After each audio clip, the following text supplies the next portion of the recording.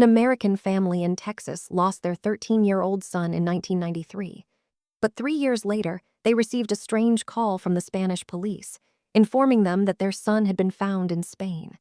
The family traveled to Spain, saw their missing son, and brought him back home. However, as the title of this story suggests, he was not their son, but rather a fraudster impersonating him. How did this conman manage to convince them of such a thing? This is the story I promised you in the previous video, in celebration of reaching 5 million subscribers. I promised you a long and intense story, and it arrived even sooner than I expected. This is one of the craziest stories I have ever come across, a story literally stranger than fiction, despite being entirely real. So make sure to watch until the end. Believe me, this is one of those stories you won't want to miss. Today's story is about a fraudster, and unfortunately, our world is full of con artists. May God keep them away from us and from you. Our story begins in 1994 when a 13-year-old boy named Nicholas Barclay disappeared from his hometown in San Antonio, Texas. As soon as he went missing, his family panicked. They reported him to the police and searched for him everywhere. But days, weeks, and months passed, and the boy was nowhere to be found. At this point, it's natural for parents to reach a stage where they begin to accept that their child is gone and that they will never see him again. Typically, when a missing person, especially a child, is not found within the first few days, and no kidnappers have come forward demanding a ransom, the most likely scenario is that the child has passed away. However, no matter the outcome, the parents always long to know what happened to their child. The worst feeling is having your child vanish without knowing their fate. Sadly for Nicholas's family, years passed without any clue about what had happened to him, where he had disappeared to, or who was responsible for his disappearance. Then came October 1997, more than 3 years after Nicholas went missing. The events of that month would lead to their reunion with a young man claiming to be their missing son. But who was this young man? Where did he come from? His story begins in Spain, in a town called Linares. The local police received a call from a man who claimed to have seen a boy sitting alone in the street under the rain. It was clear that something had happened to the boy. He seemed troubled, and his appearance was unusual. The man told the police that he had tried to approach and talk to the boy, but the boy appeared scared. He had no identification, and he seemed to be around 15 years old. The man even tried offering him food, but the boy refused. It was obvious that something was wrong. The police told the caller, "All right, we'll send a patrol to check on the boy." What the police didn't know was that the supposed boy was actually the same man who had called them, reporting himself. This man was a 23-year-old named Frédéric Bourdin. I won't reveal just yet why he was pretending to be a teenage boy. That reason will become clear later in the story. The photo in front of you shows him at around 35 years old, but in 1997, he was only 23. Frédéric wanted to make the police believe he was a teenage boy. That's why, when he called them, he said he had found a 15-year-old boy sitting alone in the rain with no identification. When the police arrived, they found him sitting inside the phone booth from which he had called. They approached him gently and tried speaking to him calmly, but he did not respond. He appeared to be shivering from fear and cold. Frédéric wanted to make them feel guilty, make them pity him. He wanted them to think he was a helpless child who had been abused, assaulted, or had psychological problems and needed help. This was part of his plan. He didn't want to tell them directly, "I have been abused," or "I was assaulted." He wanted them to assume these things themselves, to ask him, "Are you okay? Has someone hurt you? Were you assaulted?" This would increase their sympathy for him and make manipulating them easier. Eventually, they gently took him to the police station and placed him in their car. Frédéric remained silent, allowing them to feel pity for him on their own. At the station, they sat him down and began asking questions. "Who are you? Where did you come from? What happened to you?" But Frédéric refused to respond. He only mumbled a few words in a sad, tired voice. It was clear that his trick was working. The police were convinced that he was a teenage boy, a minor. They also believed something terrible had happened to him. Either he had been assaulted, had psychological issues, was a runaway, or had been abused. They didn't know what to do with him. If he insisted on staying silent and refused to cooperate, they couldn't force anything on him. They also couldn't keep him at the station indefinitely or put him in a cell. They had to find a place for him to stay until they could figure out his identity. The most likely option was placing him in a shelter for orphans or children. And in reality, this was exactly what Frédéric wanted. He wanted them to send him to a shelter while he figured out his next move. Again, why was he doing all this? We will find out later when we delve into his past. For now, Frédéric entered the orphanage as a supposed 15-year-old lost boy. No one knew that he was actually 23 years old. That night, he slept in the orphanage, given a room and a comfortable bed.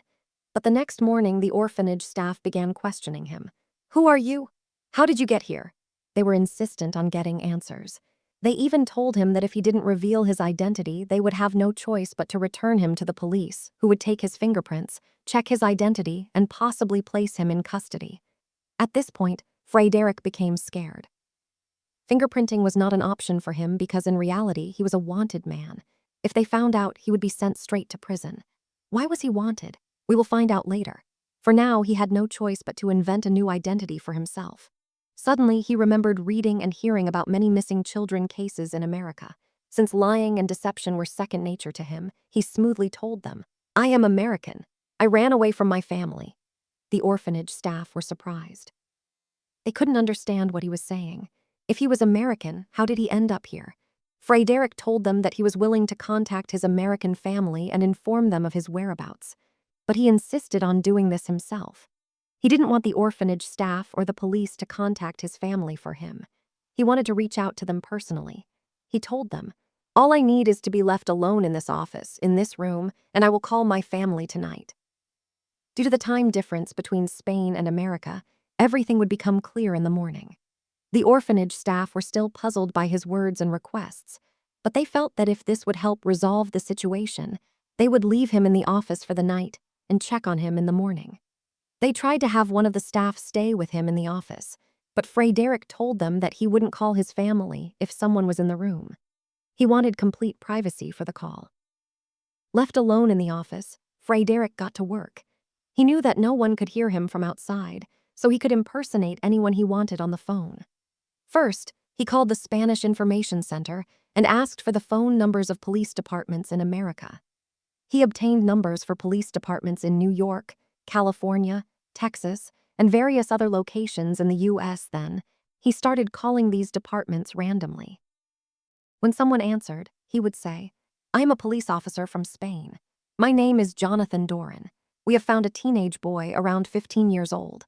We are not sure of his identity or name, and he refuses to speak or provide details. But we are certain he is American and appears to have run away or been missing from his family for several years." By now, you can probably guess Frédéric's goal. He was trying to find the identity of a missing American child so he could impersonate him. He kept calling different police departments in the U.S.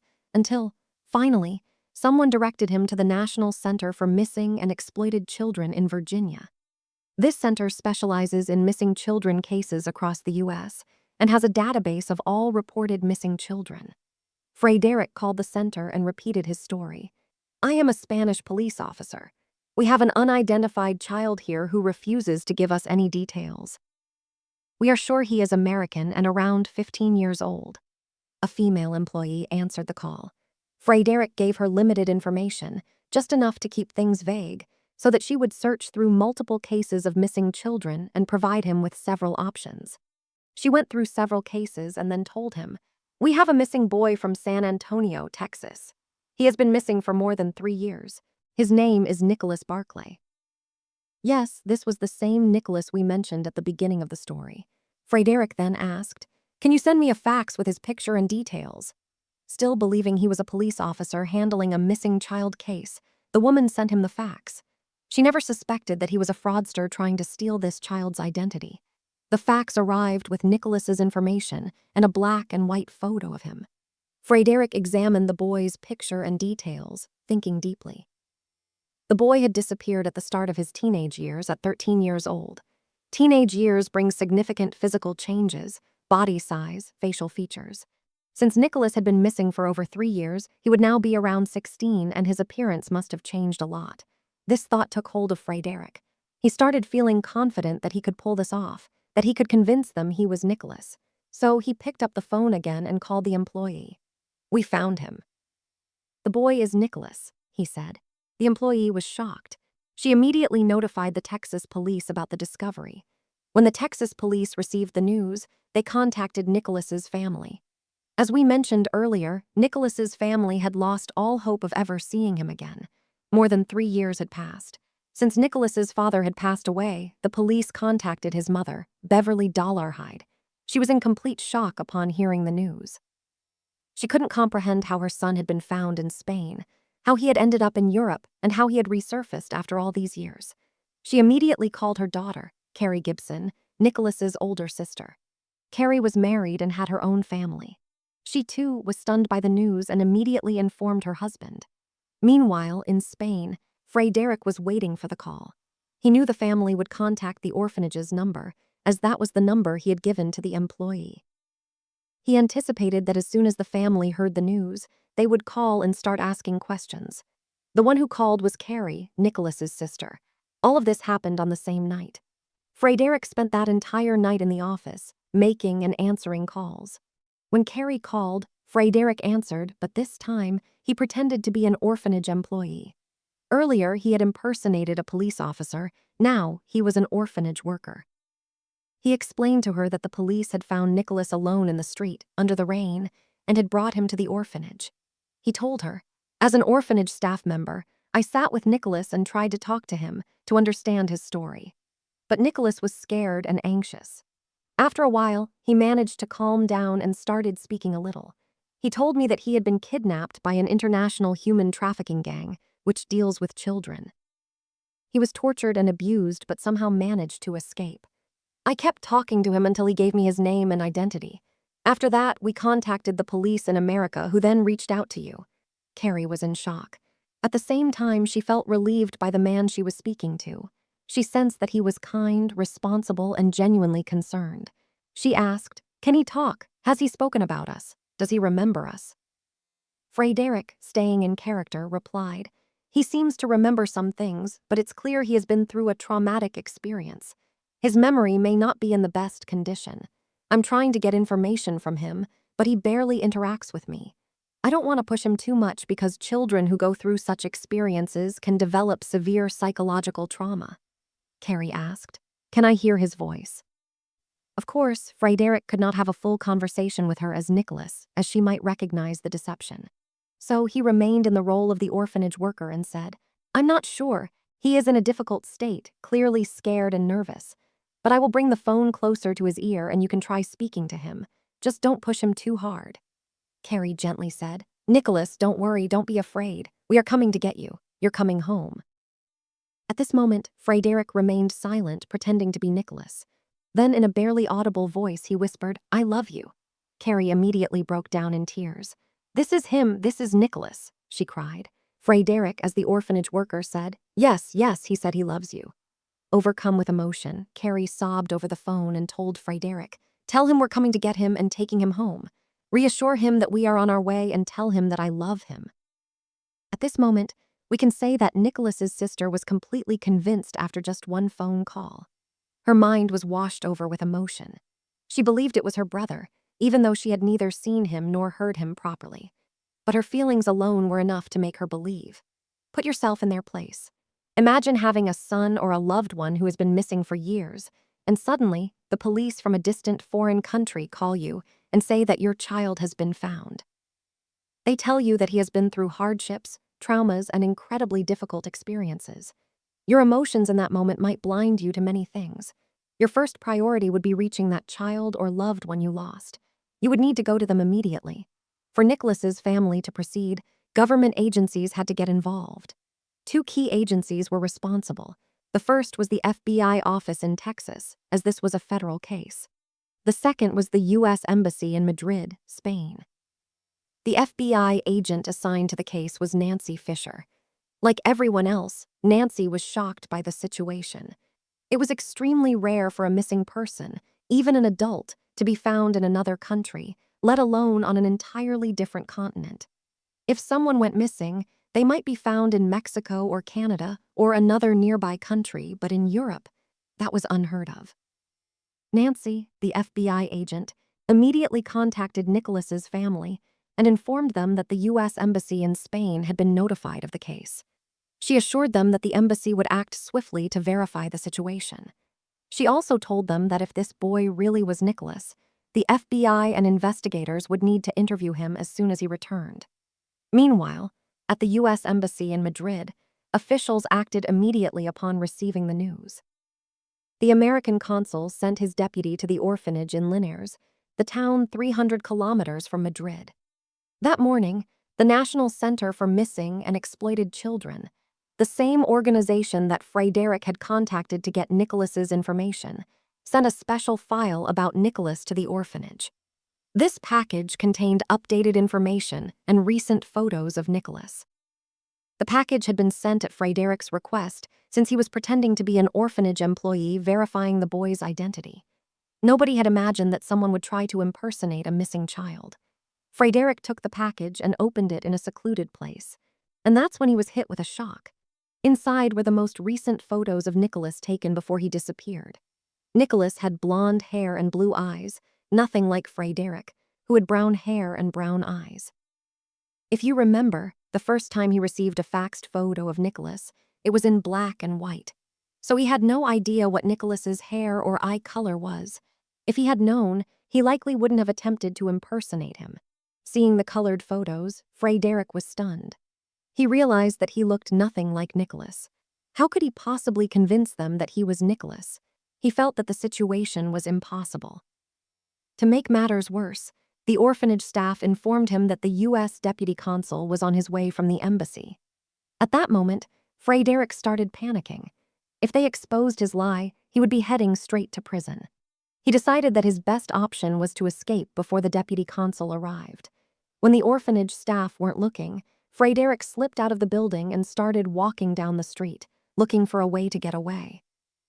Shortly afterward, the deputy consul arrived at the orphanage, and that's when they realized that Frédéric, or the person they thought was Nicholas, was missing. They immediately started searching for him around the area. At that moment, Frédéric was walking down the street, trying to flag down cars to give him a ride. One car stopped for him. To his shock, it was the deputy consul's car. The deputy consul asked, "Are you Nicholas?" Frédéric had no choice but to say, "Yes." He pretended that he had just gone for a walk and wasn't actually trying to run away. In any case, Frédéric returned to the orphanage with the deputy consul. Once there, the deputy consul sat with him and tried to talk to him. Frédéric continued acting as the traumatized, weak, exhausted boy who could barely speak properly. But he made an effort to interact just a little, responding with short, quiet sentences. It was clear that he understood the deputy consul and could communicate in English. After the interview, the deputy consul called the U.S. consul and said, "The boy speaks English. There is nothing that makes me doubt he's an American." Keep in mind that Frédéric actually had a foreign accent. His English wasn't perfectly American. But because he spoke in short sentences and kept his voice low, the deputy consul didn't notice the accent and was fooled. He concluded, "There's nothing that makes me doubt this person is American." The next morning, Frédéric woke up to a knock on his door. When he opened it, the orphanage director was standing there, smiling. "Good news! Your sister is boarding a plane from America right now to come get you." Frédéric forced a smile and acted happy about the news. But deep inside, he cursed the moment he put himself in this situation. Now, Nicholas's sister was on her way. And the first thing she would notice was his hair and eye color, which were completely different. There were other difficult details, too. He didn't know Nicholas's habits. He didn't know if Nicholas was right-handed or left-handed. He didn't know how he spoke, how he moved. All of these were unknown to him, but he felt he could improvise on most things. After all, Nicholas had been missing for 3 or 4 years. It was natural that he would have changed. However, one thing that could never change was his hair and eye color. This was the first problem Frédéric needed to solve. He had to do everything he could to escape this situation. So he quickly went out and bought blonde hair dye. He dyed his hair himself. You might wonder, wait, wouldn't the orphanage staff or the people around him notice? The answer is that he had been wearing a cap on his head the entire time. So it was difficult for anyone to notice the color change. The second thing he did was replicate Nicholas's tattoos. According to the file sent by the Missing Children's Center, Nicholas had 3 small tattoos on his body. There were 2 tattoos on his ankle, the letter N and another letter. On his right hand, there was a tattoo of the letter T. These were small tattoos, but they were distinct markings that Nicholas's sister would recognize. Luckily for Frédéric, there was a girl at the orphanage who drew small tattoos. He asked her to tattoo those exact letters in the same places described in the report. The next problem was his eye color. Unfortunately, there was no way to change his eye color unless he got colored contact lenses. But there was no quick way for him to get those. So he decided to wear sunglasses. He also took a scarf and wrapped it around his neck, covering part of his face. He felt this was the best he could do. Finally, Nicholas's sister arrived in Spain. Embassy staff were waiting for her at the airport. She got into a car with them, and they headed straight for the orphanage. When they arrived, the orphanage staff placed her in a waiting room. One of them went to Frédéric's room to inform him that his sister had arrived. Frédéric was nervous, pacing back and forth in his room. When the staff knocked on his door and told him that his sister had arrived, his heart started pounding wildly. At that moment, he was almost certain that his deception would fail, that he would be exposed and arrested. Frédéric went downstairs to meet his sister, or rather, Nicholas's sister. He was wearing his sunglasses, a cap on his head, and a scarf around his neck, trying to hide his features as much as possible. But as soon as he entered the room, the sister stood up and hugged him immediately. She didn't even take a moment to look at him or question anything. She just embraced him as if she were absolutely certain that he was her brother. Then she started caressing his face, saying, "You've grown, my dear." She touched his nose and said, "Your nose always reminds me of Uncle Pat." She reassured him, saying, "Don't be afraid of anything. I'm here now and I'll take you home." As usual, Frédéric tried to speak as little as possible. He only whispered a few simple words in a low voice, telling her that he loved her and missed her and the family. After that, the embassy staff and the others in the room stepped out to give them privacy. The sister sat down with him and took out a family photo album that she had brought along. She began showing him pictures, saying, "Do you remember this? This is you with Mom in our old house. This is you with me and my husband. This is a picture of our grapevine." She kept showing him photos and reminding him of their family and the people in their lives. Meanwhile, Frédéric was memorizing all this information, as it would help him better impersonate Nicholas. Of course, he pretended to have memory problems. Whenever he didn't remember something, she would remind him, telling him names, places, and moments. He absorbed and stored all this information. Gradually, he started speaking more freely with her. He made casual remarks like, "Oh, my big brother Jason hasn't changed much," or "Wow, Cody has grown a lot," and "Mom hasn't changed much, just gained a little weight." These were simple, obvious comments. Of course, his big brother and mother wouldn't have changed much, and Cody, who had been a young child, naturally would have grown. These remarks, though basic, gave the sister the impression that he really knew the family and was recalling his memories. From this conversation and the photos, Nicholas's sister became even more convinced that the person before her was truly her brother. She never questioned why a random person from Spain would claim to be Nicholas. It never crossed her mind that someone would steal Nicholas's identity. After all, Frédéric had obtained Nicholas's identity through deception. By calling the police and the Missing Children's Center in the U.S., no one would expect a stranger in Spain to know about Nicholas, let alone impersonate him. Besides, why would someone pretend to be a missing boy from a simple, even poor family? It didn't make sense, which is why she had no doubts. Of course, she did notice some differences.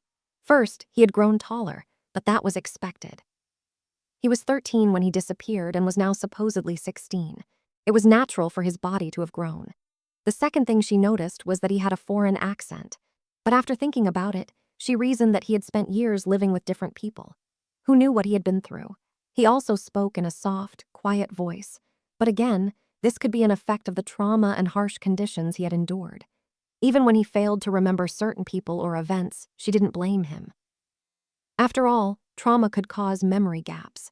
Frédéric's meeting with Nicholas's sister lasted for hours, during which he absorbed vast amounts of information about Nicholas's family.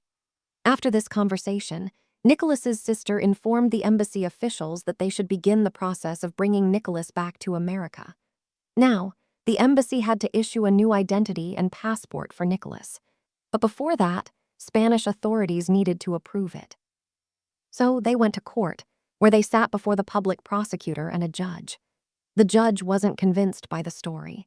She felt that something was wrong, despite Nicholas's sister and the U.S. Embassy officials insisting that this boy was Nicholas. The embassy officials trusted the sister.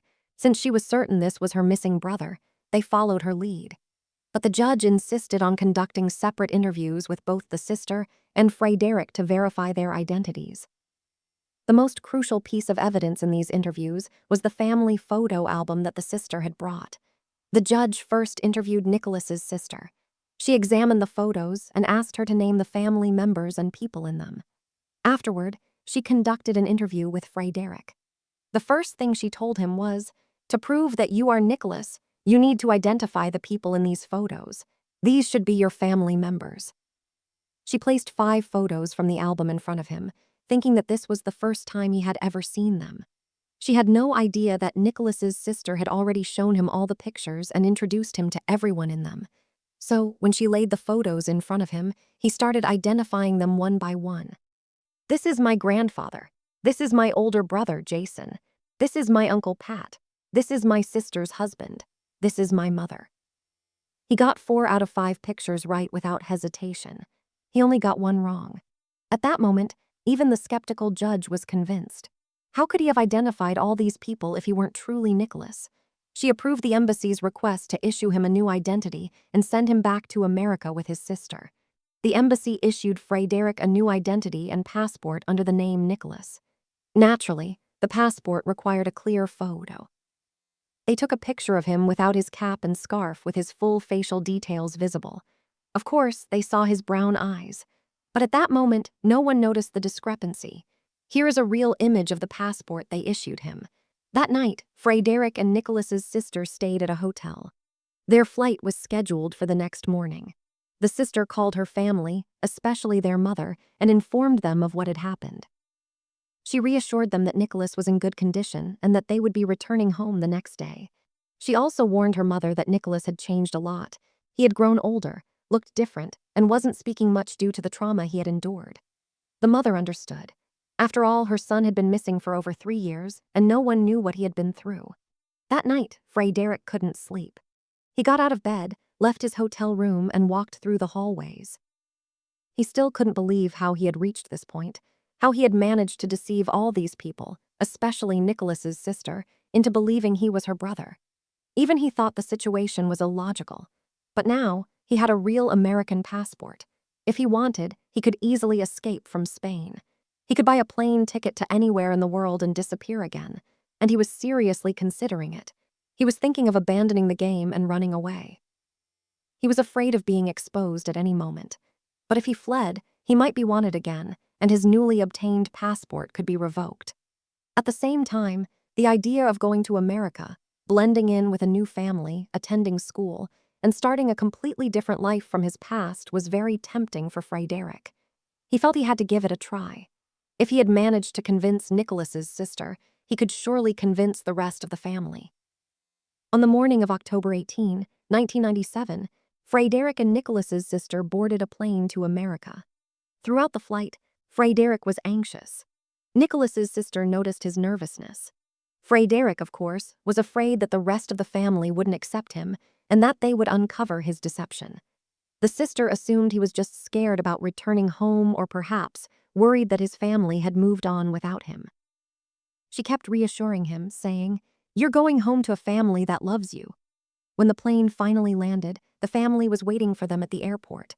Nicholas's mother was among the first there, along with Uncle Pat, Nicholas's sister's husband, and several other family members. The mother was, of course, the most eager to see her son. This is a real clip from their arrival.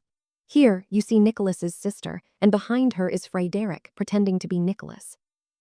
Frédéric was covering himself, wearing a cap, sunglasses, and a scarf around his face, trying to obscure his features as much as possible. Nicholas's mother was the first to approach him, hugging him and saying how much she had missed him. But she immediately sensed something was off. He seemed hesitant, as if he was afraid to be touched or approached. Her thought was, "Poor thing, the things he's been through must have traumatized him." She assumed his past experiences had left him with deep psychological scars, making him fearful of physical contact, even with his own mother. Regardless, she was overjoyed to have her son back. One by one, family members embraced him. All these clips you see are real. This isn't a reenactment. The video quality is old, but these moments are authentic. Gradually, Frédéric started to relax and reveal more of his face. He eventually removed his scarf. The family took him home, though they noticed his tension and fear. They all tried to comfort him. Not a single one of them doubted him. On the contrary, the atmosphere was filled with joy and celebration. The family fully accepted him. Frédéric was now living with them, fully integrated as Nicholas. A day passed, then 2, then 3. A week went by. Frédéric's life with them became normal. Not just within the family, but also in the surrounding community, the neighbors, friends. Sometimes, he would run into people who had known Nicholas in the past, but he always said he didn't remember them. "I remember a little, but it's hard to recall names and details because of the trauma I endured," he would say. It was as if he had lost part of his memory. The family never pressured him to talk about what had happened to him after he was kidnapped. They were afraid that bringing up those events would worsen his emotional wounds. Nicholas's mother and sister believed the best way to help him heal was to let him live a normal life again. They encouraged him to go out, interact with the neighbors, play in the park, and make new friends. Eventually, they even enrolled him in school so he could continue his education. By now, Frédéric had completely adopted Nicholas's identity. The only core family member he hadn't met yet was Nicholas's older brother, Jason. Jason was a troubled young man, reckless, always getting into trouble and involved with drugs. He would leave the house for days or even weeks before returning, then disappear again. He had always been distant from the family. One day, Jason returned home and saw Frédéric, who was now living with the family as Nicholas. Jason's reaction was noticeably different from everyone else's. He didn't seem convinced. Even Frédéric could sense Jason's suspicious gaze. Jason didn't look at him like a long-lost brother. He didn't approach him, didn't hug him, didn't ask him any questions. He only said one thing: "I wish you the best." Then he left the house again. Keep Jason in mind, he will come up again later.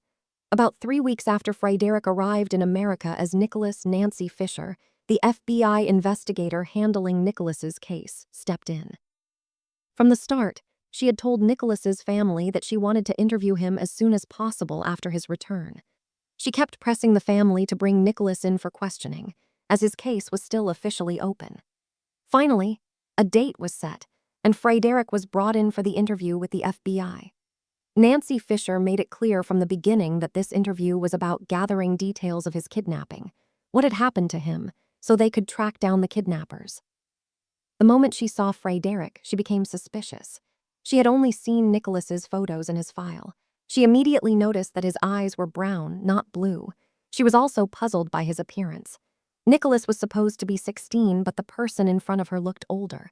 There was even the shadow of facial hair on his face, and the beard was visibly dark. Since Nicholas had been blonde, his facial hair should have been light as well. From the very start, she doubted him. But she continued with the interview anyway. She asked him to recount what had happened after his abduction, how he was kidnapped. Frédéric, wanting to appear distressed and nervous, spoke in a shaky voice. He told her that he was kidnapped by men wearing military uniforms. He said he had been playing basketball with some neighborhood kids when one of them called him over, saying he wanted to tell him something. He followed the boy, only to be suddenly surrounded by a group of adults. These men, dressed in military gear, placed a cloth over his face, which had some kind of drug on it, causing him to lose consciousness. The next thing he knew, he was on a ship at sea. When they arrived at their destination, they put him in a truck, then later on a plane. He had no idea where he was or what part of the world they had taken him to. Eventually, they placed him in an underground facility, no windows, nothing. There were multiple rooms, and he was not alone. There were other children his age or younger. He and the other children were subjected to daily torture and abuse. There was torture with needles, fire, and chemicals, psychological torment. On top of that, they were being assaulted daily by individuals of different nationalities: Americans, Mexicans, Europeans. In short, he described an organized crime ring involved in child trafficking. Coincidentally, Frédéric actually had multiple fractures on his body that had not been properly treated. Medical examinations revealed that he also had scars from burns and other injuries. These physical signs made his story more believable. To explain his foreign accent, he told them, "They never allowed us to speak English. We were only permitted to speak Spanish. Anyone caught speaking English was severely punished. They would play Spanish-language recordings over and over, day and night, trying to brainwash us. There was even a recording that repeated nonstop, saying, "You are not yourself." His point was to justify his foreign-sounding accent. As we mentioned earlier, his English was not purely American. His accent gave away that he was a foreigner. He also told them that the kidnappers would sometimes alter the children's appearances based on client requests. They would dye their hair, apply chemical solutions to their eyes, and even perform surgeries to change their eye color. This, he claimed, was the reason his eye color had changed. In reality, there are procedures that can alter eye color, so his story wasn't entirely implausible. In the end, he told them that he managed to escape from the underground facility due to the guards' carelessness. The guards were so confident that none of the children would ever dare to escape, given the torture and fear they instilled in them, that they sometimes left doors unlocked. One day, he decided to take his chance. He ran out of the door, down a long hallway, and kept running until he reached another door. Somehow, he managed to make it outside the building. He continued running through the streets for hours until exhaustion overcame him. He sat on the sidewalk, and eventually, someone called the police. The police arrived and took him in, placing him in the orphanage. Of course, if you remember, he was the one who had actually called the police on himself. This was the short version of the story that Frédéric told the FBI.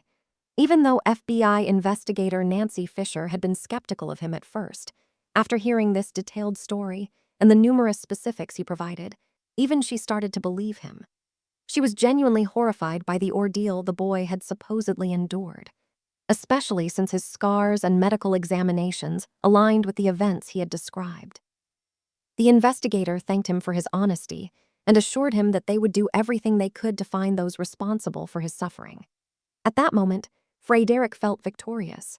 He had convinced everyone, even the FBI, that he was Nicholas Barclay. Now, he could continue his new life with his new family. But what Frédéric failed to realize was that a person with such a story could never live a normal life, especially in America, where the media latches onto the smallest of stories. Let alone a bizarre and extraordinary case like this, a kidnapped boy returning to his family after 3 years, discovered in Spain. The media seized the story immediately. They started pressuring Nicholas's family for interviews, either with them or with Nicholas himself. The FBI advised the family to stay away from the media, but Frédéric had a different opinion. He believed that if he appeared on television and spoke about what had happened to him, it would only reinforce his story. It would make the entire community aware of him, and everyone would recognize him as Nicholas. So, he decided to appear in the media himself. He gave interviews to television networks. These are real clips from his TV interviews where he described the horrors he had gone through, his kidnapping, torture, and abuse. He transformed from the timid, traumatized boy who could barely speak due to psychological scars into a confident individual appearing on television, talking freely about his experiences, even laughing at times. Frédéric became overly confident. He felt that if he had managed to sell this story to the FBI and Nicholas's own family, then he could sell it to the entire world. But in doing so, he exposed himself to greater scrutiny.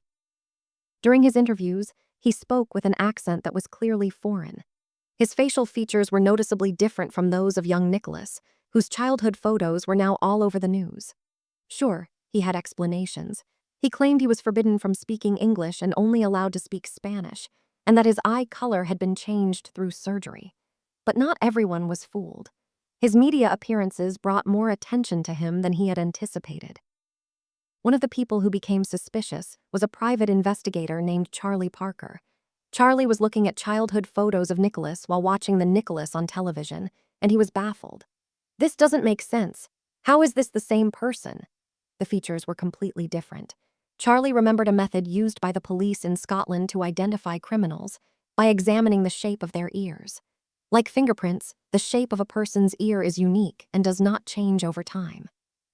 Charlie opened Photoshop and placed a childhood photo of Nicholas next to an image of the Nicholas on TV. The difference was obvious. The shape of the ears was completely different.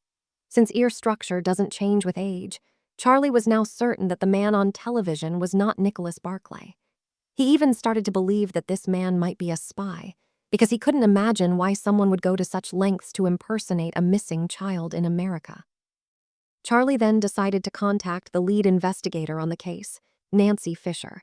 He called her and told her that this man could not possibly be Nicholas Barclay. Nancy's response was blunt. "You're just a private investigator. You have no authority to interfere in a federal investigation." She shut him down immediately. Nancy believed that since Nicholas's family insisted that this was their son, no one else's opinion mattered. Her reasoning was simple. No one could mistake their own child for a stranger.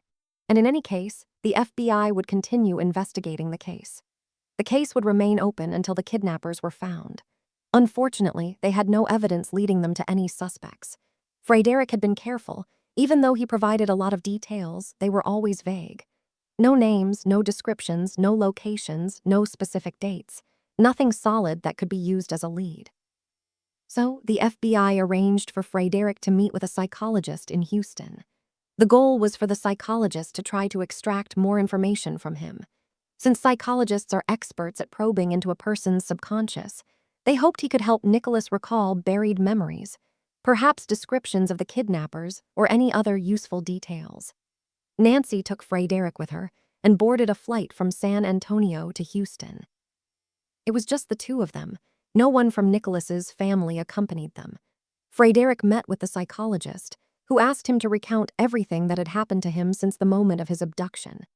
Essentially, the same story he had been repeating in interviews with the FBI and on television. Frédéric sat down and told the story all over again, in full detail. The psychologist immediately sensed that something was off. Typically, when a person recounts traumatic experiences, certain physiological signs appear. They might tremble, their heart rate might increase, their pupils might dilate, their posture might change, their breathing might shift, and their hands might fidget. They might also show signs of withdrawal or hesitation, but Frédéric was the exact opposite. He spoke with complete ease. His posture was firm and steady. There were no visible signs of distress, no nervousness, no anxiety, nothing. He had seemingly lost the touch he had at the beginning. Previously, he had been able to convincingly act as a traumatized and fearful individual. But now, he had become overly confident, speaking freely and at ease. The second thing the psychologist noticed was that Frédéric's accent wasn't just slightly foreign, it was clearly and unmistakably non-American.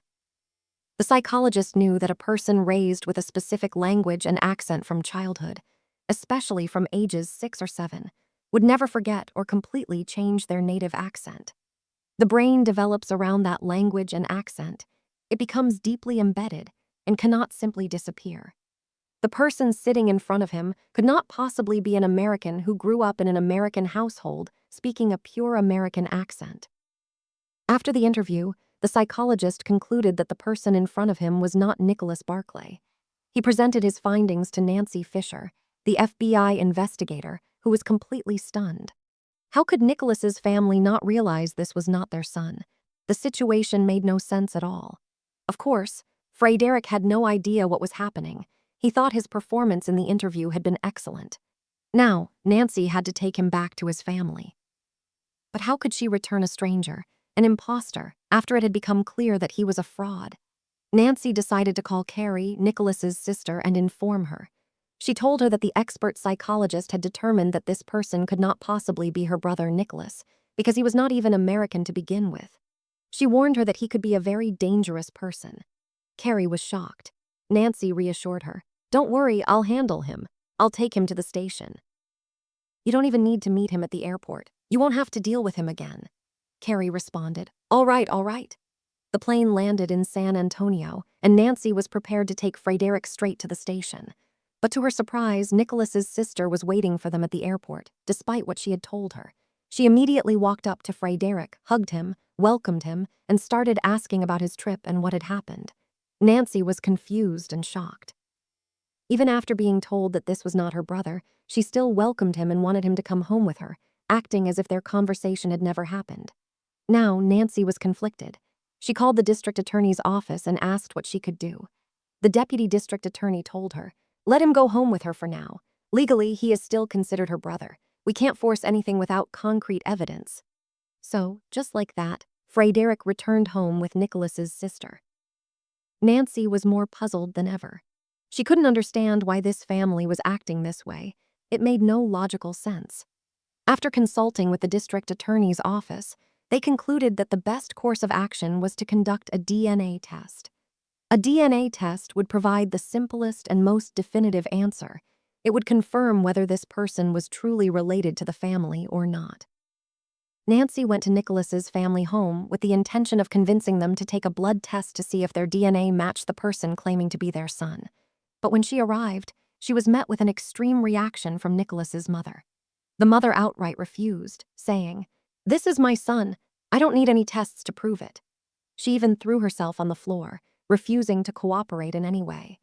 Nancy, already bewildered by this family, was now even more confused. She had never expected this kind of reaction. She left the house completely baffled. At that moment, she lost all sympathy for them.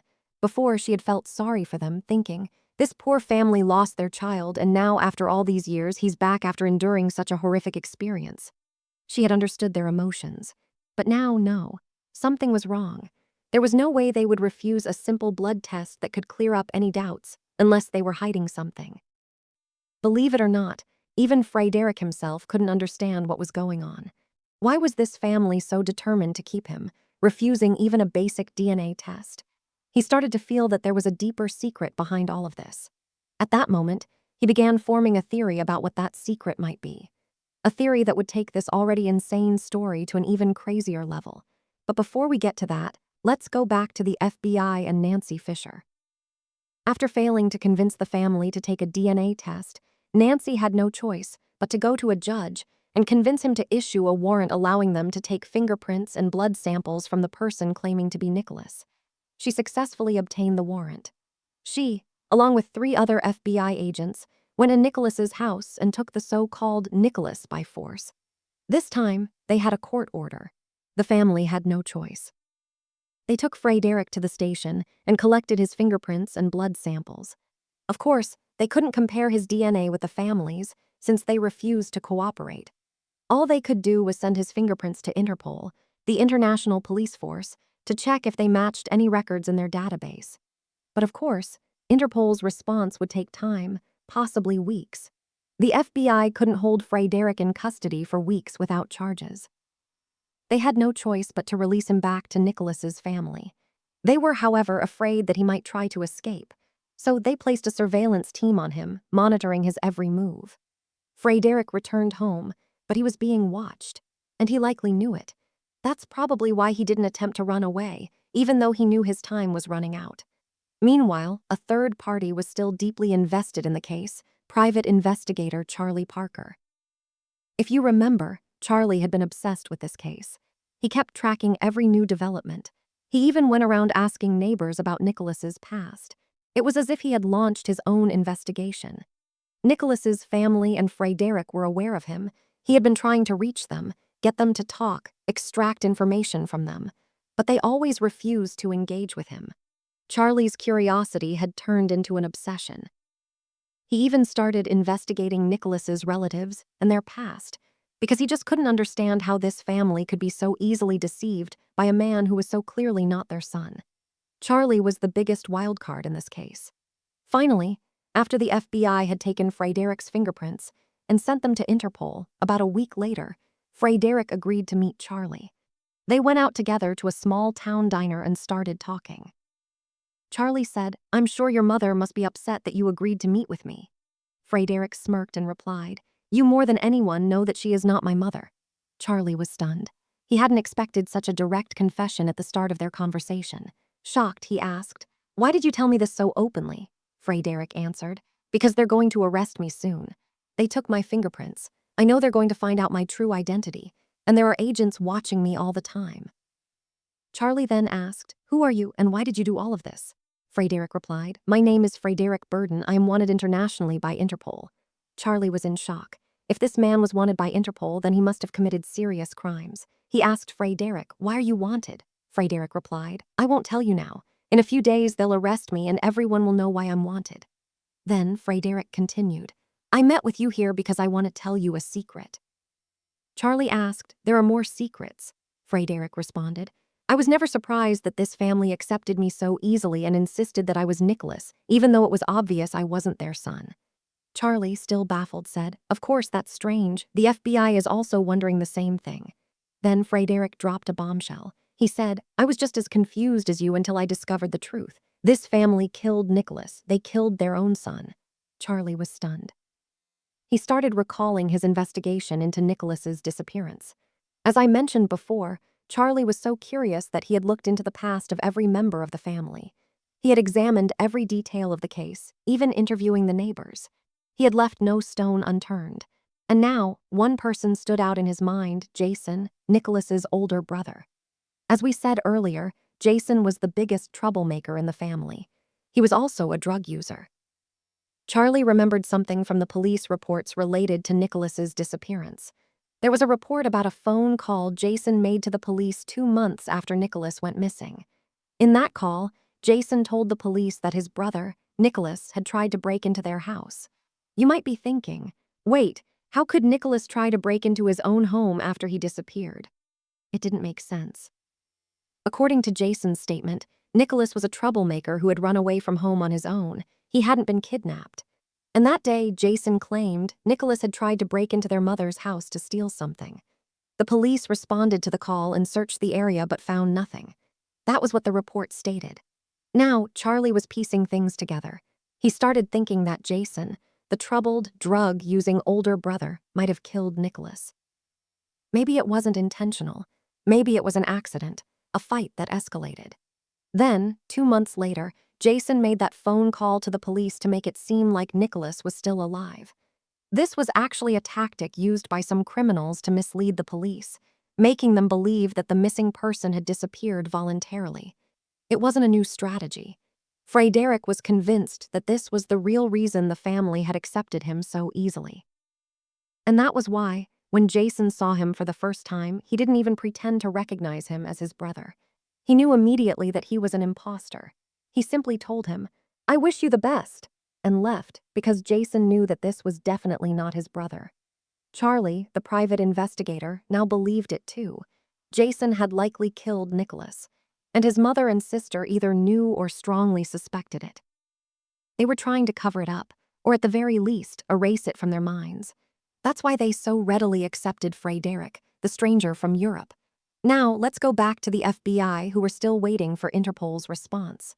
Finally, they received a shocking reply. The fingerprints belonged to an internationally wanted criminal named Frédéric Bourdin.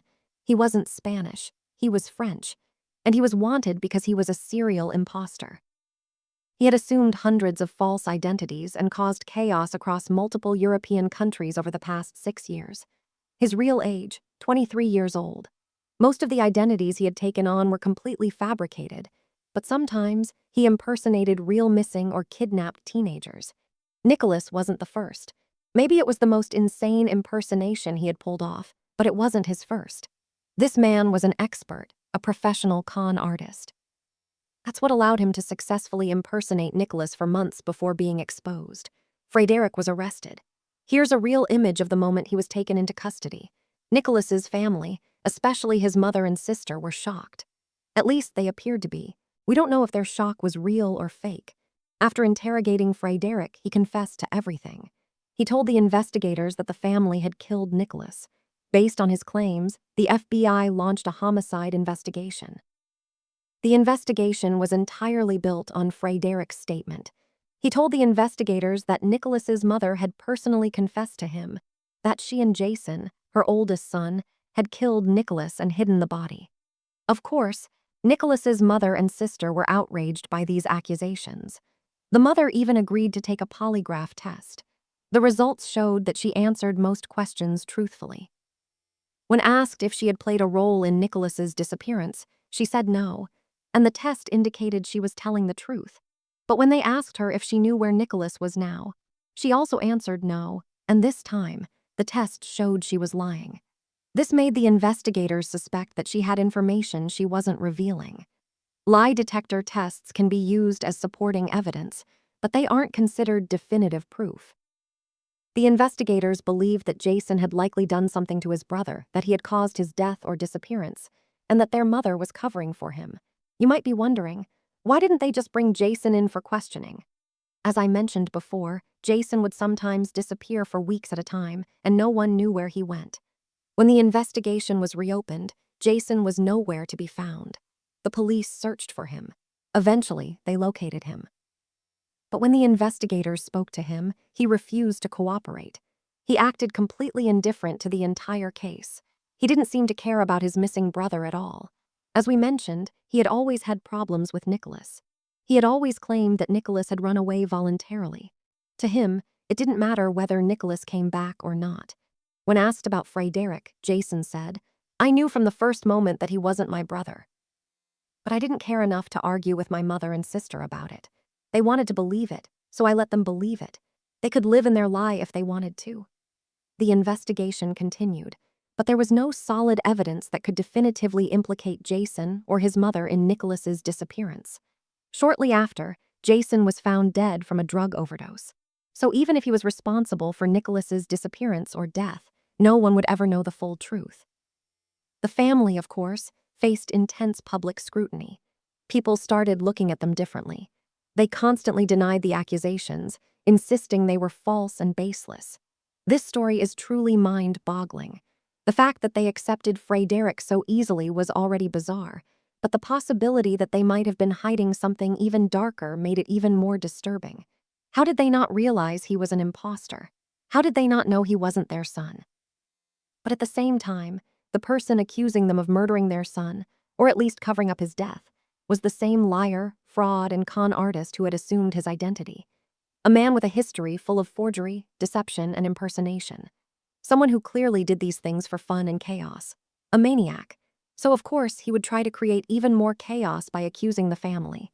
Yes, the family's behavior was strange and suspicious, but this guy was the last person you'd trust. A truly manipulative individual. In the end, Frédéric was sentenced to 6 years in prison for fraud and illegally obtaining a passport.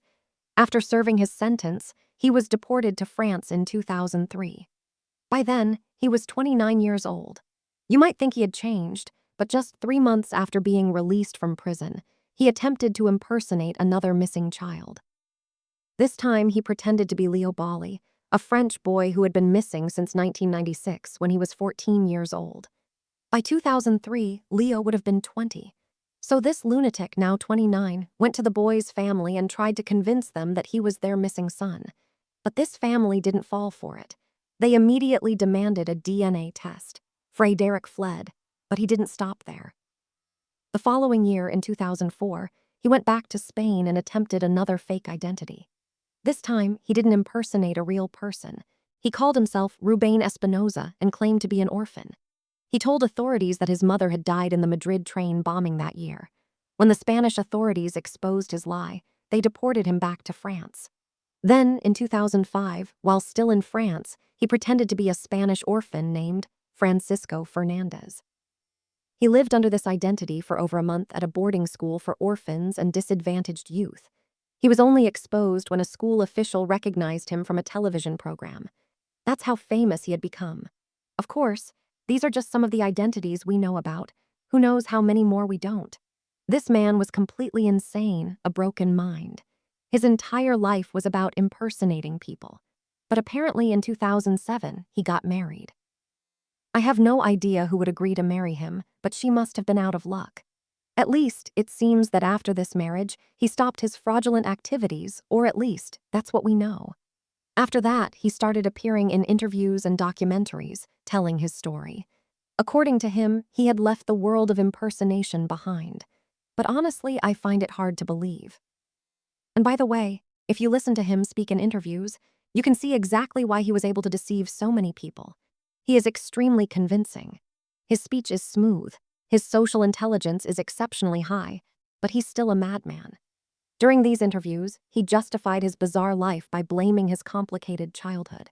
He didn't like to talk much about what happened to him as a child, but from the few details he revealed, he was born to an Algerian father and a French mother.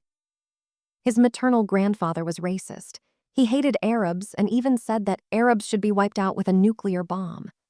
That's how extreme his views were. He was completely against his daughter's relationship with an Arab man, and he certainly didn't want her to have a child with him. So from childhood, Frédéric's life was difficult. He was unwanted, unloved, and suffered greatly in his relationship with his mother's family. I don't know if his father was in the picture, but most likely he wasn't. In short, Frédéric claimed that he never received the love he deserved as a child. Instead, he only experienced suffering. So he started impersonating orphans and missing children from the age of 15, as if he was searching for a new home, a new shelter, or a new family that would give him the love he never received. It's a sad story, but who knows if it's even true. Personally, I find it hard to believe anything he says. Man whose entire life was built on lies, deception, and impersonation lies upon lies. So who knows if he was honest about his past, or if this was just another excuse to gain people's sympathy. From 2007 to 2017, Frédéric had 5 children with his wife. But in 2017, he posted on Facebook that his wife had left him for another man and had taken their children with her. An ending that's not surprising at all. Frédéric is still living in France free. And I have no idea if he has returned to his old hobby of impersonation or if he has truly reformed. At least for now, there have been no new reports about him. And with that, we've reached the end of this long story. If you enjoyed it, don't forget to leave a like. And if you haven't subscribed to the channel, make sure to subscribe and turn on the notification bell. Here are some other great videos you can watch. Thanks for watching. See you in the next video. Goodbye.